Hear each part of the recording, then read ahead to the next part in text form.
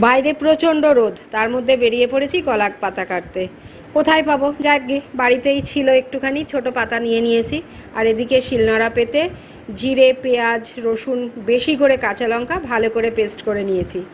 আর আজকে এনেছিল মৌরলা মাছ। মৌরলা মাছগুলোকে ভালো করে ধুয়ে সব মশলা, নুন, তেল, হলুদ, একটু কাশ্মীরি মির্চ দিয়ে মেখে রেখেছি।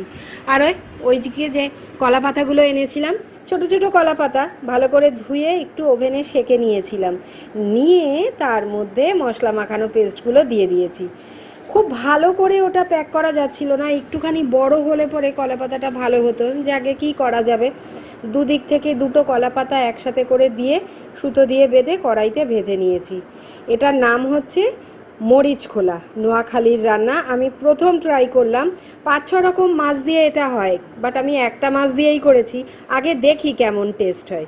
খেতে কিন্তু বেশ ভালোই লেগেছে।